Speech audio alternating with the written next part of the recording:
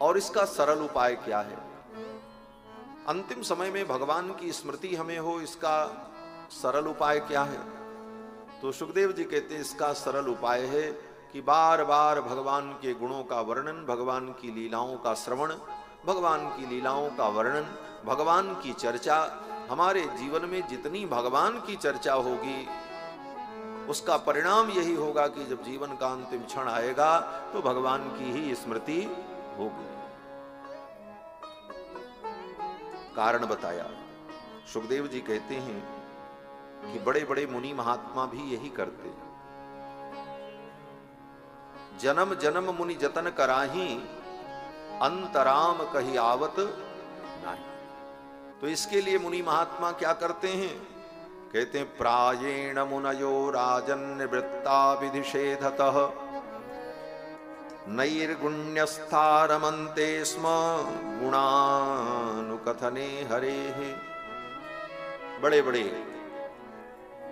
त्रिगुणातीत महापुरुष भी भगवान के गुण वर्णन में अपने समय को व्यतीत करते हैं। इसलिए हे राजन, इदं भागवतम नाम पुराणम ब्रह्म संहितम, ये पुराण जो भागवत पुराण है, इदं भागवतम नाम पुराणम ब्रह्म संहितम। ब्रह्म संहितम माने ब्रह्म के समान है, ब्रह्म माने वेद, वेद के तुल्य ब्रह्म संहितम अधीतवान द्वापरादौ पितुर्द्वैपायनादहम। सुखदेव जी ने कहा राजन, द्वापर के प्रारंभ में, द्वापरादौ, द्वापर के प्रारंभ में मैंने अपने पिताजी से इस पुराण को पढ़ा। अधीतवान द्वापरादौ पितुर्द्वैपायनादहम परिनिष्ठितोऽपि नैर्गुण्य उत्तम श्लोक लीलया गृहीत चेता राजर्षे आख्यानम यदधीतवान। सुखदेव जी कहते हैं राजन, मैं तो निर्गुणिया था, निर्गुण निराकार ब्रह्म की निष्ठा मेरे मन में थी। मैं तो अचिंत्य अद्भुत निर्गुण निराकार निर्विकल्पक समाधि में, आत्मबोध की लालसा में, आत्मचिंतन में ही मैं लगा रहता था। परिनिष्ठितोपि नैर्गुण्य, लेकिन उत्तम श्लोक लीलया गृहीत चेता। उत्तम श्लोक जो भगवान है, भगवान का एक नाम है उत्तम श्लोक। उत्तम श्लोक का मतलब जिनकी चर्चा, जिनकी गाथा बड़ी उत्तम है, पुण्यदायिनी है, इसीलिए भगवान का एक नाम है उत्तम श्लोक। उत्तम श्लोक दर्शन। सुदामा जी जब द्वारिका जाने लगे तो पत्नी ने बड़ी प्रेरणा दी। द्वारिका जाने लगे नहीं, द्वारिका आने लगे, क्योंकि हम लोग तो द्वारिका में बैठे, वो आदत पड़ी हुई है, निकल जाती है।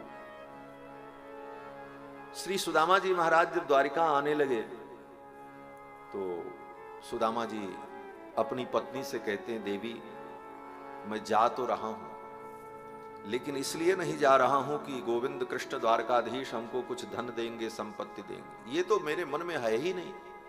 पत्नी ने कहा, रे जाओ तो आप कैसे भी जाओ। तो सुदामा जी ने कहा, मेरे जाने का तो एक उद्देश्य है, अयम ही परमो लाभो उत्तम श्लोक दर्शनम। अयम ही परमो लाभ, मेरा तो परम लाभ ये है कि उत्तम श्लोक दर्शनम, मेरे कृष्ण जो उत्तम श्लोक हैं उनका दर्शन मुझे मिलेगा। तो उत्तम श्लोक भगवान का नाम है। श्री सुखदेव जी कहते हैं कि उत्तम श्लोक लीलया, उत्तम श्लोक भगवान की लीला को सुनकर गृहीत चेता, मेरा चित्त जो है उनकी ओर खिंच गया।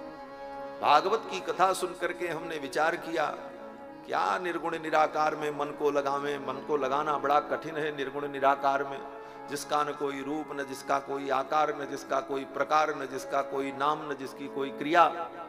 ऐसे उस निर्गुण में कैसे मन लगे? मन को लगाने के लिए कुछ आधार चाहिए।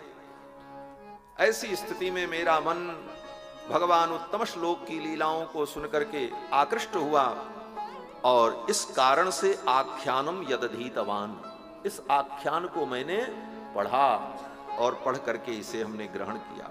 तदहम ते विधास्यामि, वो मैं तुम्हें सुनाऊंगा। राजन, महापौरुषिको महान। सुखदेव जी कहते हैं, राजन मैं तुमको इसलिए सुनाऊंगा